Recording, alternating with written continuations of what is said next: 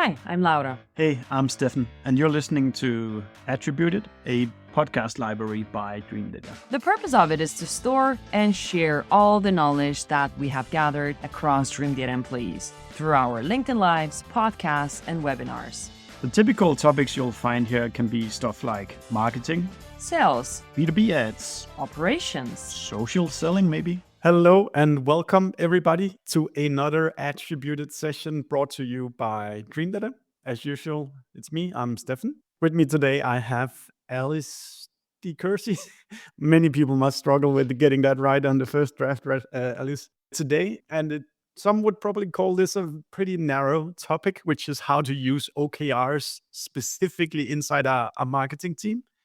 But it's a topic that I've been quite interested in for a while now, as I don't by any means perceive me myself as the perfect leader, the perfect marketing leader. So I'm trying to learn, is there any better ways to structure how our team works? And Alice, just to brag a little bit on your behalf before I give you the word, I just saw that you've been at Cognism from 3 million ARR to over 70 million ARR now, which is an insane accomplishment and probably makes you one of the most successful European SaaS companies, right? I'm super happy that you've said yes to teach me a little bit about how you lead marketing teams, I guess particularly in Cognism, and how you make the work of your employees become a success. But Alice, for those who've never met you or heard about Cognism, can you maybe explain a little bit about who you are and what it is Cognism does? Yeah, sure. First of all, great pleasure to be here. Love talking about OKRs, anything that's around structure and process. So excited for this topic. Yeah, I'm Alice de Courcy. I'm CMO at Cognism.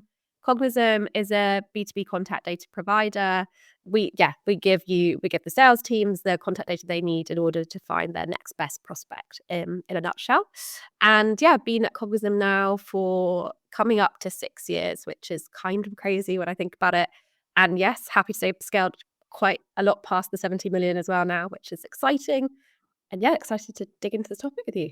Wonderful. And I don't know if it's just me, but I feel like I see Cognism everywhere on LinkedIn. And I'm really, really enjoying the approach that you guys take to marketing, which plays on a good deal of a sense of humor. But for those who've never heard about or seen Cognism's marketing, what is the overall brief that you've given to your team about how Cognism looks and feels?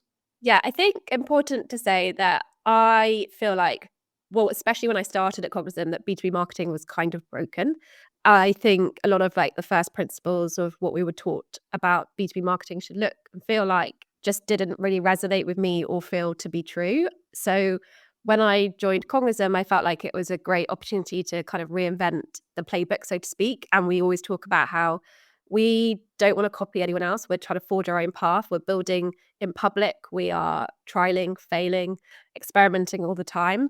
We want to be super authentic. We want to talk like humans. We want to, take inspiration from B2C. We're talking to people at the end of the day. It might well be that they sit in a business setting, but they're still just normal people. They enjoy the same things as people in a consumer environment as well. And so a lot of those things are part of what we've put into the DNA at Cognism, which I think is hopefully what's helping to drive a lot of the success and why people can relate to a lot of the stuff that we're doing. It's super nice. And I can just say to the people listening that if you want inspiration on how to do marketing in a B2B world a little bit more exciting, then do go follow Alice and Cognism. But like diving into today's topic of OKRs, objectives and key results, just to spell it out. When did you first discover it? And like, when did you start thinking that it's not only just a good way to lead a product team, but also a marketing team? Yeah, actually, I was first introduced to the OKR framework in my previous organization. We actually spoke about them before we came online, Jure, who were like at that time a startup. They're probably more in a scale-up phase at the moment. But I joined as the first commercial hire, and it was literally the CEO and myself sitting in their London office. And we had all of the product and engineering team sitting remotely. So OKRs were a really pivotal framework for us as a company that small, starting out completely the go-to-market motion and trying to get us super aligned with product as well. So I really discovered their utility in that sense of like startup mode, us all working more on an organizational level. But I didn't have a team, so it was more about just like org level OKR framework. the things that I learned that were very important was the structure around it. I guess also just like how to set OKRs. So there's a lot of do's and don'ts around that as well. And so when I got to Cognism, we didn't actually have, I think in the first year and year and a half, probably it was just doing a lot of stuff, getting stuff done, shipping it. And then it became a requirement to have more structure, especially because we became remote with COVID, etc. So that was when I thought about implementing OKRs into the marketing organization, but they weren't company-wide at that stage. It's only been a company-wide, I guess, way of operating for the last year and a half. But yeah, I'd say for marketing, we've been using them for a couple of years now. That's really cool. And if we start from scratch, for people who've never heard about OKRs before, how would you explain it to a general marketer? What the objectives are, what are the key results, and so forth? Yeah, so OKRs are ultimately, they're a goal-setting framework. But the thing that's unique about OKRs is they're set up to be ambitious, measurable, and trackable. And when they work the best, they should be applied across like the full organization at both a team and individual level. That's how I see them working best. And yeah, and you've got and they're a combination of being outcome focused and output focused, depending on the level within the OKR framework you're operating on. So it's really important that you have that structure set from like the beginning as well. I think, I guess that's kind of in a nutshell what an OKR is there to achieve. And in Cognism, to give you an example of how it's set up is like, first of all, my exec team will set the top level OKRs for the company, which are a bit tied into our strategy. We do that on a half-yearly basis. So, and it's not to say that we'll reset them every 6 months. We'll just relook and revisit. And if something has changed and one of those OKRs doesn't look to be something that we want to focus on going forwards, that's when we'll iterate. And we have 4 OKRs. That's the maximum amount that I would recommend. That's the maximum amount that we would ever allow ourselves to have. We have 4 in the company. 4 company level OKRs. Okay. Yeah. Yeah, exactly. More in marketing, which I go into later because of the way that's structured. And then in those sessions, what happens with the execs is once we're happy that those OKRs are the right things to be focusing on, each of the department heads will go away and set their department level OKRs based on those top level 4 OKRs the organization has, or they'll just revisit the ones they already have, depending on like if we're revisiting or reimagining.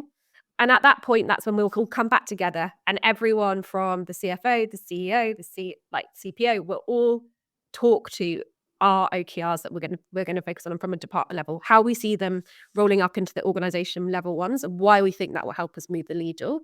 And at that point, like, we are challenged, and people will have open discussion about, are those the right ones?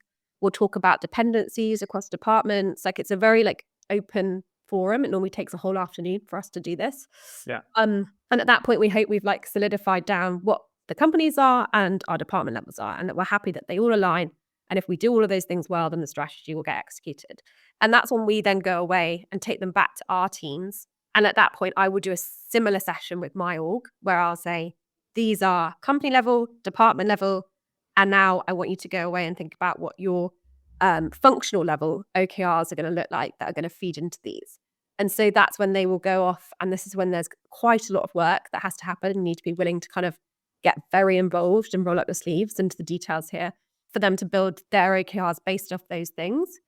Yeah, and I would say that's the most challenging level of the whole thing, but it's also the most important because that's where all the work gets done.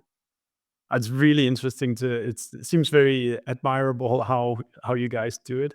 But I bet there's probably a bit of uncomfort in that leader group trying to explain to the other departments what they do. And I know I can get a little bit protected because the others, they don't get marketing as well as I do. And you need to kind of explain them why is it that we believe the things we do believe. But I also think at the end of the day, it's also a very healthy exercise being able to explain the other leaders of the company why it is these things that we choose to do and not the other things. And I guess also just interpreting a little bit, it must also create some buy-in from everybody that these are the right strategies for our company and we'll try to support you the best way we can. 100%. It makes, yes, I would say in that initial meeting, you have to be prepared for some uncomfortable conversations to defend your point of view, but also be open to being wrong. Yeah. And it's like a healthy conversation. And from there, the work is a lot easier because when it comes to other meetings, so say our RevOps quarterly meeting or whatever it may be, and there's people are asking about why we haven't done this, and that, and you can say, well, as per our agreed OKR, is where we are focusing our energy and our efforts, and that leads up into the overall company strategy. And so those framing conversations in that way then becomes easier in like the day-to-day and the weekly. I think you have to have like a little bit of that painful conversation up front, but then it does get easier. Yeah, it makes a lot of sense. So like in that process, it sounds like you kind of come with the first draft for your department OKRs and then show it to the rest of the leadership team. And once there's kind of green light, then it transfers to being a conversation between you and your team. Yes, exactly. And we have lots of different functions within the team, and they will have different OKRs. So for example, product marketing, custom marketing, demand gen, paid, content marketing. They will then take what I present as the department level, and then they'll use those to frame what they're going to have as their OKRs for their individual functions, which should ladder up. But there'll be some things that aren't connected directly to an OKR, and that's okay. But mostly they'll ladder up. Wow. Okay. And does it work on an individual basis or is it like a team basis? They're team based, and then they also have individual focused OKRs. So there is like a two kind of tier part to this. The team based OKRs are really what we report on the department level, and then their performance reviews are run on the individual OKRs. Okay. And is it always a top-down framework, or can it go from the individual employees up to company-wide OKRs? It is really top down from a framework perspective. I mean, sometimes the timing doesn't always align, and we don't want to be operating without OKRs or with out-of-date OKRs. And in those senses, I will encourage teams to kind of directionally come up with a line of thought that makes sense based on what we know to be true and like that we know exist in the world, like from a strategy perspective. So right now is quite a good example. We're starting to think about 2025 planning. We haven't done the exec level 2025 OKR framework yet. So the team are thinking about it and like getting themselves into a position where hopefully what they'll have to do is more of an iteration versus like a starting from scratch once we've done the exec level. So I think there is like you can kind of have the two paths running a little bit in parallel, and one can start a bit sooner than the other, just so that we don't get held up by, exec calendars and things. Yeah, that makes sense. To develop a little bit for those who are hearing about OKRs for the first time, what could be some typical marketing objectives in your team, and what could be some typical key results, and how does those two work together? Yeah, like I can give you a great example of like an OKR that's gone well. So the objective was that we wanted to, so how it started, strategic objective for the company level was we want this proportion of pipeline to be ICP and this proportion of pipeline to be non-ICP from a competency perspective. That was the top level strategy. Then from a department level, my objective was that we want to improve the composition of marketing source pipeline in relation to ICP. And the key result that was tied to that was hit, I won't say the exact percentage, but X% of dollars of marketing pipeline from mid-market plus organizations. And the thing that was great about this OKR was that could be department level, and then it was really easily slotted into each of the functions. So for example, paid, content, SEO, demand gen, even our enablement teams with website. And when we got into the functional level OKRs that fed into that objective, it was like, it broke down all the silos and it just got us all talking about the same exact thing. And it meant that whenever someone was tasked with something, the first question they would say is like, well, is that going to help us achieve that OKR or not? And if it's not, then should we either do it or not, or should we change it so that it does? Yeah. And like those were the types of questions that it's really hard to get your team to ask in relation to tasks unless you have like an OKR framework that's like driving that sort of decision making. So I'd say, yeah, that's an example of one. That's how it works in practice. And it's been pivotal for us in terms of actually succeeding and changing that direction. Yeah, and as I say, I think, as you said, I think one of the things that does really well is it helps teams also just mentally with themselves answer questions really quickly. Does it align with the OKR or not? If it doesn't align with that, well, maybe you shouldn't spend time on it right now, or at least go double check with whoever is your manager that it's the right path that you're taking right now. And I would say, like, I always call it the 80-20 rule, which is like 80% of our focus should be on the core strategy, like the stuff that sits within the OKRs and the things that we know are driving towards what's the core of our focus. And then there should be this like 20%, which is the other stuff.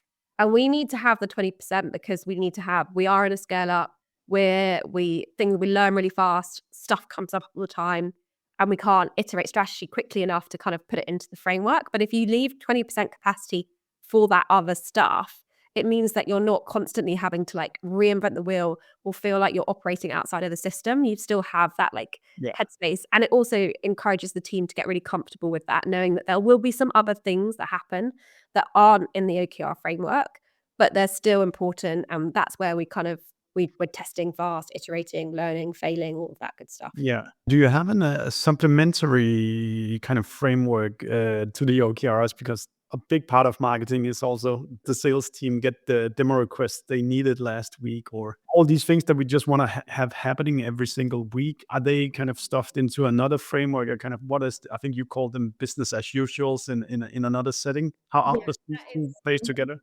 That's just BAU. It's what I would call like, that's just our job, right? That's what we have to do. We're here as a marketing team to make sales easier. And by making sales easier, that's hitting the revenue targets and the pipeline goals. And so anything like that, so the core metrics that go into achieving that, which is the full funnel from demo request all the way through, that's just like doing our job and making sure that that's all happening as it should be.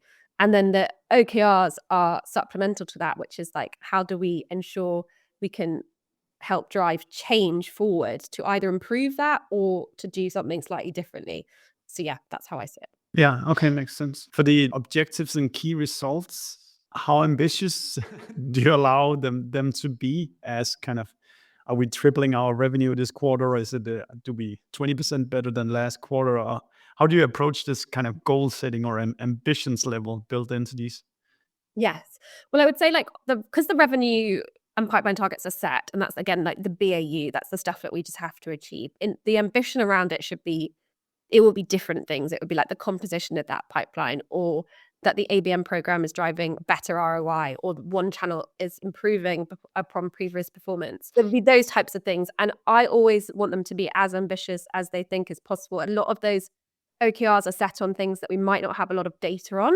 So the way that I kind of manage people's fear, I suppose, of failure when it comes to being ambitious in OKR setting is that, like, we know we don't have all the data. We're going to have a best guess based on the benchmarks and the data that we do have. What I will say is that we can revisit the actual like key result that we're driving towards once we've collected like enough data, so kind of 3 months so of data. But the thing that really matters, and that's because I want us to be ambitious and we should be failing fast and we should be learning quickly, and I don't want to be worried about that, because that makes people, I think that just drives the bad culture. And so if they know that the key result is not something they're handcuffed towards, it's just directional, and that we're going to really be looking in our monthly status updates and our quarterly status updates on the OKR at what are those leading indicators. And as long as we're making progress towards those, then maybe the data was off at the beginning and the key result was wrong, but like still have like made progress on the OKR, and that's the main thing. So it's like striking that balance between saying, it's not, obviously we don't want them to think it's okay to have like all of their OKRs fail, but equally, if the key result isn't exactly right from like that one data point that we had to bake it into, then it's okay. And we can revise it and revisit it. So that's the way that we kind of try and manage it. And we track progress on them on a monthly basis and a quarterly basis as well. So we can quickly kind of iterate if we think that we're miles off track, and we have more data now to kind of tell us that we need to change course a little bit. That's wonderful. My next question was kind of how you track kind of the progression towards these, but you almost covered all of it. You run this, it's kind of, is it something you run in sheets, and then people, the different kind of stakeholders, they go in and update how they progress, and kind of what are, I guess it's the key results need to have some kind of measurability to it. So it's not just an opinion. All have to be measurable, that's one of the key things. I think there's 3 things that I found really difficult with OKR setting when we started out, which was like really painful to get started with, for that point around like what even is a key result, what ticks the box of that being something that we are deemed to be fit for a key result. And it is that idea that it has to be measurable in some way. So we have to go through and make sure every single person has a key result that's measurable and trackable, and that we know how we're going to get the answer on that. Then they also have to be monitored so closely, because people have to be held accountable. Otherwise, it all fails and doesn't work. That's hard when you scale and you have a larger team as well. Yeah. And then finally, visibility. Because if you don't have visibility into how all of the OKRs ladder up and feed into each other, then we kind of lost the point of the OKR framework. So what we found was that actually it didn't really work when we managed it in Excel or in Sheets or in PowerPoint. It just got really painful because they were all disparate all over the place from the different levels, and then different departments stored in different places. And yeah, it didn't work. So we implemented goals in Asana so that we could track the OKRs across company, department, functional, individual level, all within Asana. You can see the hierarchy of it. And then the great thing is you can attach your projects to each of the goals as well. So it's really easy to do that. So as a project progresses that goes against a goal, and it can have key milestones as well, that's all feeding in automatically into that goal within Asana. And so you can see that visibility really easily. And it's like probably a 5-minute job to update the status of that OKR on a monthly basis. We just say, if it's an on track, you don't actually have to add any description on a monthly basis. If it's off track, then you do. And then on a quarter, you would update the status and also give description into like where you're progressing against the key result. But most of that should all be automated within Asana, because you can connect, like we can connect Salesforce data into it and things like that as well. Wow. It sounds like an impressively tight ship that that you guys run. How big a thing is this on a day-to-day basis? Is it like something you talk about every day in your conversations, or is it more like a weekly or a monthly check-in with your employees? I'd say it's weekly, monthly, and quarterly. So they do weekly updates, status updates, which feed into the OKRs and how they're progressing. Then the monthly, we just got off our monthly all hands for marketing now, and how that's structured is each team gives an update. The OKR progress is part of that update as well. And then it also sits in parts of our like sprints planning for each of the functions. So when we're doing a sprint, because this is how I kind of like to think about things, is that OKRs are a set of frameworks that allows us to stay focused, but we still need to make sure that we're executing the right actions on a daily, weekly basis, that are the right things to drive us towards that OKR. So that's where sprints come in really handy. And in the sprints, that's when we'll say, okay, well, what's this task driving towards from an OKR perspective? And that will make sure we're holding ourselves accountable, that we're doing the right initiatives every week to drive towards the longer term OKR. Let me just to spell it out. What's a sprint then in this system? A sprint is really like we do them bi-weekly, where we get together as a function. So say demand gen, we're doing a demand gen bi-weekly sprint. Those are the tasks and the projects that sit within the OKR, really. They're the things that should be driving us towards it. But like if we know, for example, I'm looking at a dashboard and it looks like we're really tracking behind on NAM to NAM pipeline, it might be that, that doesn't really go, that's just business as usual work. It doesn't really tie into an OKR, but we need to just really focus on that problem, because again, that's our number one thing that we should be doing, is hitting those pipeline and revenue goals. So we would make sure that we're saying, okay, for this couple of weeks, we're deprioritizing this, and this to prioritize hitting pipeline, and these are the things we're going to do to get there. Nice. So it's like a 2-week framework where you kind of, okay, we're here today, and in 2 weeks we've done what we agree here today. Yeah, exactly. The overall OKRs, I forgot to ask, you do them like biannually. So kind of those that you select then goes for 6 months. Yes. Okay. And it's not that we necessarily have to reset them at the end of the 6-month period either. It's a revisitation. So it depends if we've changed. If one of the company level OKRs has changed, then for sure we will need to either we'll probably add and remove some OKRs in our own department level and functional level. Yeah. If the company level ones haven't changed, then it's more about making sure that the ones that we're focused on are the right ones, and that we're also measuring and tracking them correctly. That's more of the review that happens. So yeah, it just depends how the company level ones move as to really how much change happens in the department and functional ones. Super cool. Is there any specific type of companies where you think OKRs is a good fit? And are there any companies that should probably not jump into using OKRs as a way to lead the company? Yeah, I mean, if we're talking about from a marketing perspective, I suppose if you're the kind of organization where you don't have very good measurement in place in terms of tracking, like how marketing's performing. And you also don't have very good oversight or visibility into like company level objectives, then I think it's going to be very difficult to do OKRs. That's not to say you still shouldn't do it.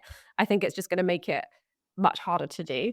I also think it's not really so much as like there's a type of company where it's not a fit. I think OKRs as a function and a structure are always going to be helpful.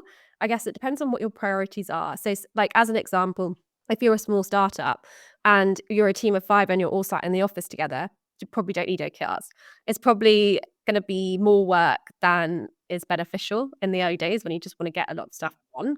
Yeah. I think when you realize that actually you're getting a lot of stuff done, but you're not sure if it's the right stuff and you're not entirely sure how it's like laddering up to the organizational structure, then that's when you should be thinking, okay, we probably do need to have some sort of framework in place, and OKRs can be a good one for enabling us to get that structure that we need. And I would say just because you can't measure it doesn't mean you shouldn't be. So, but you probably want to solve the measurement problem before you started to do OKRs.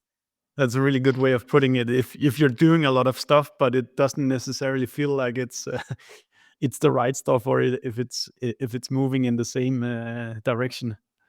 Have you met any kind of resistance trying to implement the OKRs amongst your employees? So what have you experienced, and kind of what is the best way to introduce employees who haven't worked with this before, and where can trouble kind of start?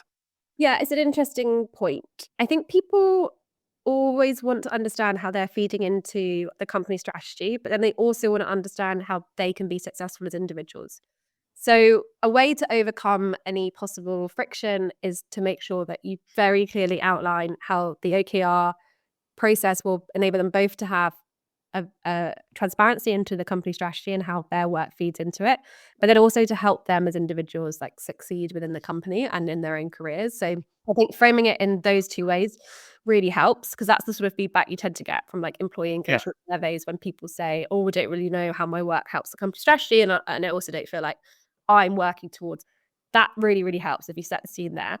You're going to get friction at the beginning around people just not knowing how to do OKR setting, and there'll be a lot. You have to be ready and expect a lot of back and forth on that, and to understand that you're going to need to like handhold a lot to get to a really good place with the OKRs. For example, people will set key results that aren't really key results. They'll set objectives that aren't outcome focused, and some of them you might not think really align. So you'll have to do a lot of that work and just be right. And people will find that frustrating because they always do. Something new is always hard to get to grips with. And then I think another really important thing is that like if you're committing to this, then you need to commit to the reporting and the accountability side of it, and having a process where you constantly revisit it, because otherwise people will be frustrated that they're doing work to update OKRs that just sit in a deck or sit in an Excel that are never really reviewed, or they don't really know what happens to it and how that like feeds into anything. So I think you have to have the process and the cadences sorted around how you're going to keep people accountable to that and talk to progress on OKRs and things as well. Yeah, like if you've had to come from a culture where you're not used to kind of being measured or committing to certain goals or projects, I understand that it can, for those people, it can be uncomfortable to suddenly be confronted with a leader who keeps referring to that project that you agreed to do. And related to this, let me just pull up Andy's question here. How about if you have creatives on the team? How would you set key results for them? Yeah, we have OKRs and key results for everyone within the organization, including our design team and our video team. And I think one thing I would say on this is you have to be understanding that their business as usual work is more consuming than for other functions. So like they're going to have a smaller amount of OKRs, which is more of the transformative stuff that you want to focus them on outside of what they do just in BAU, which is enabling the rest of the team to do the things that they're going to ultimately deliver results through. But then I want to push every team to do better. So example for the creative team is we have what we call like a creative day once a quarter, where we look at the performance of all of our ads and create things that we can track, and we'll say these are the things that are performing really well, these are the things that are performing less well, And when we can set benchmarks from on the creative side that we want to make sure that we never fall below X and we continue to hold ourselves accountable to Y. And that really pushes two things. It means that the creative team understand how their work actually has an impact, direct impact on pipeline and revenue. A single ad that performs really well can have a massive impact. And then it also makes them think about what are the elements and the things in that ad that made it work. Obviously, some of it's copy, some of it's where that ad, like the subject of the ad, but some of it is also design and creative. And I want them to be thinking in that way as well, so that they're not just executing a brief. Yeah. And it changes the way that they operate on like a day-to-day basis, because when they have briefs, they should be incorporating kind of those learnings into that execution as well. So getting them to be a bit more strategic in how they're thinking about things. And another example is in the video team, our video lead has now like really got like created a kind of YouTube strategy that we didn't have before, all driven through the OKRs, because we gave video a pipeline and revenue target and that created them to start thinking about how there were other forms of leveraging video that we already had that could help drive towards it. And YouTube was a great example of like an underutilized area for us that drove that focus. So I absolutely believe they have a place for creative teams as well. And I actually think that is kind of one of the ways in which you can tie those sorts of teams back to revenue and pipeline, which I think we're all trying to do more and more often. Yeah, I love the fact that it gives everybody kind of a sense of accountability, but also an opportunity to kind of impact from where they are sitting and a chance to impact the success of the company, because the goals go throughout the company. And I think for the same thing, for when you're a fairly intelligent, rational person, you also like to understand that you're building a cathedral and not just like putting in another brick in the wall. Exactly. Anders is asking something here as well, which I'll pull up. Which pitfalls, if any, have you experienced with OKRs? Marketing tends to be a very dynamic and creative environment. How do you think implementing OKRs have impacted the opportunity to act on spontaneous ideas? Yeah, that comes back to my 80-20, which is that I did, 80% of the time we're focused on BAU and OKR initiative work. And then we have this 20% capacity, which is things will change and shift. And we do react to that. We have creative, a bit of like freedom to do whatever's required in order to allow ourselves to do that. So yeah, and that would happen in sprint planning. So those 2 bi-weekly sprints that we have, that's when that type of thing would come up, which would be like, we've seen this opportunity. It doesn't really sit within the OKR framework, but we strongly believe that there's something we should be doing here and we should act on it. And in those bi-weekly sprints, that's when we'd have that conversation and we'd say, yes, no, let's test it. Let's run it for this period. This is what the test will look like. And then, yeah, we'll kind of set it out in that. And that's where we'd roughly be able to see, because we do use Asana for this as well. This is not a pitch for Asana, but in the sprint board is roughly the allocation of tasks, like 80% core and 20% experimental. And that's what we try and keep ourselves like accountable from a task kind of split perspective. Yeah, I think that 80-20% focus is so important to not fill up the employees' time completely just with the plans that you have made. Because like if you're wrong and then you've used all of your capacity on those ideas, on those objectives that you set out, and some of it didn't work out, well, the next time you're setting your objectives, then that little idea that employee had but managed to find time for it might be the one that slides in as a bigger part of the next OKRs. Definitely. And I think that the same for like overall growth and contributing to revenue, that you need to exhaust all the opportunity you're sitting on, but you also need to continuously plant seeds that can kind of become the next growth lever for a company. Definitely. Are there any other advice that you've thought about OKRs, Alice, for marketing teams before this conversation interview that you felt like needed to be said? I think I was thinking about this and I was saying how I probably wouldn't start with OKRs. I would start by just thinking about what do we want to achieve and what's going to be the best way for us to get there. And then rather than like starting to plan OKRs in a spreadsheet or Asana or wherever you choose, I would be thinking about, if I am going to go forward with OKRs as a framework, like what are the systems and the processes that need to accompany them to make them successful and make sure that they're actually adopted correctly so that we can follow through on it. Because I have had experience where if you just start with OKRs, without the rest of the structure or the process or the cadence set up, they go nowhere and they live on a spreadsheet and a PowerPoint and like maybe semi-useful, but like they're not powerful. They're not used in the way they should be, and they're not really powering your strategy. So that's one thing I would say, just when I'm thinking about it, that's how I would be thinking.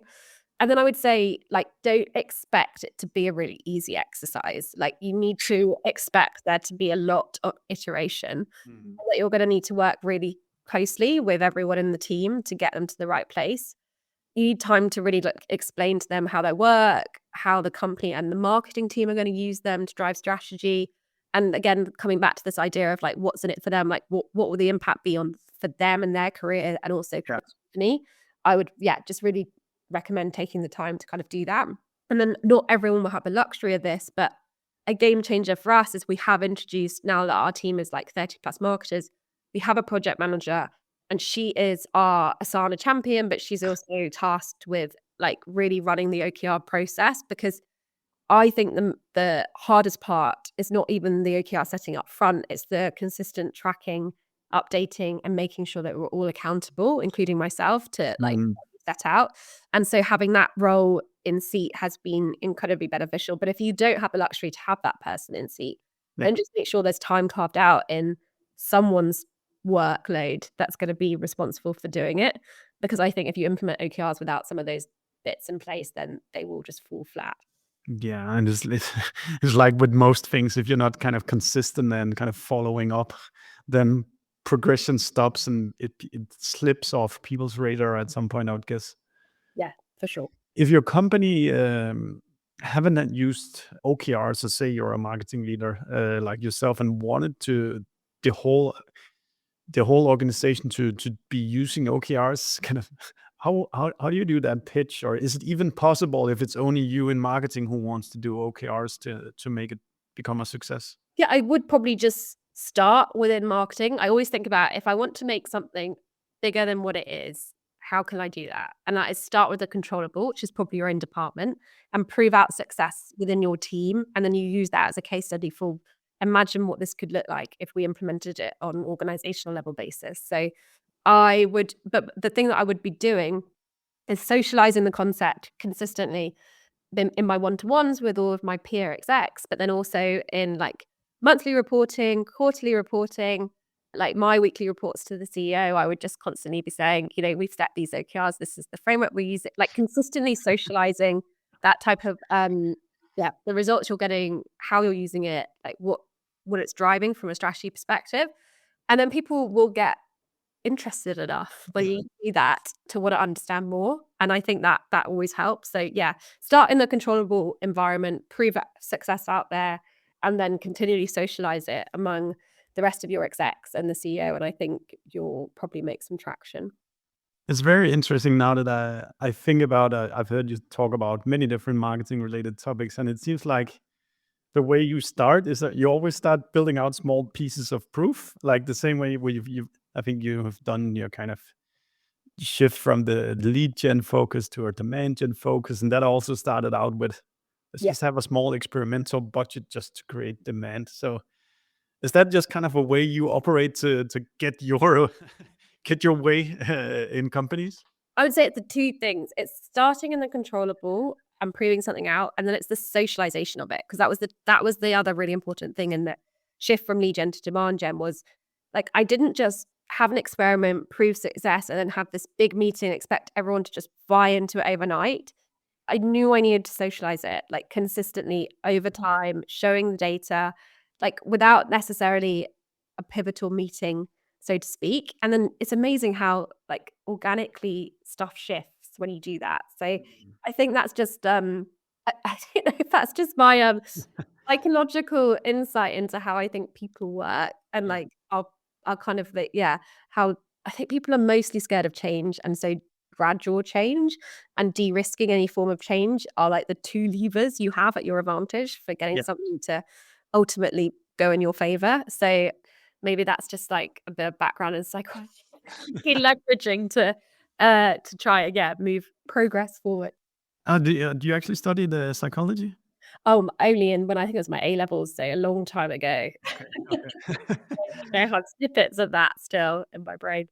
Interesting. Now, I think it's. I think I've seen it myself as well. When we pick out small things, and instead of having people to trust a slideshow, if you can actually bring real proof, whether that's like qualitative or quantitative, then it's much easier to get people to buy into it when you actually have the proof that what you're doing, what you believe is already working. Definitely. Cool, Alice. We're almost done now. I feel like there's so many more things I want to ask you, but that might be an opportunity to invite you back in 6 or 12 months to continue the conversation. Is it for all companies to have 6 months OKRs? Should some have 12 months? Like, I'm probably thinking smaller companies should probably go to quarterly OKRs. What's your I opinion? feel like quarterly is always too short. Okay. Maybe you don't need to do it quarterly or bi-yearly, and it's like it's actually somewhere in between, like, I don't know, a quarter and a half. But I do always think quarterly tends to always be too short, especially if you're doing the process properly. It takes time. So half yearly feels good for us, but maybe you want to do like 6-7 week cycles of them if you're a bit smaller. I wouldn't say quarterly. I think that is just too short a time period, regardless of size, probably. How long is the actual period where kind of what is the run into the agreed OKRs? Is that a month's time, or how much do you spend? I mean, I would say probably end to end full process. Yeah, it's probably a month. By the time we've done it from an exec team offsite, that's translated through to the department functions. Yeah, you're looking at about a month's time. Wonderful. Alice, I'll not steal more of your time. It's been really interesting and really impressive to hear how organized that you guys run things. Probably is a proof that you're not just lucky when you grow to plus 70 million euros in ARR, but there's actually a plan behind everything. If people want to reach out to you, or if they want to give Cognism a try, what's the path you want to put them on? Yeah, reaching out to me, LinkedIn's probably the best place to grab me. And yeah, go and check cognism.com out if you want to learn more about B2B contact data, which is always very exciting stuff. Well, yeah, or reach out to me directly and I can facilitate as well. Wonderful. Thank you so much for listening today. And Alice, particularly thank you to you too for teaching us a little bit about OKRs. We hope you like listening to us. Subscribe to our podcast and the ones that we have been guests on. And if you have any feedback for us, just do let us know. And should there be a guest that you think we should be talking to, then pitch us. We're looking forward to seeing you.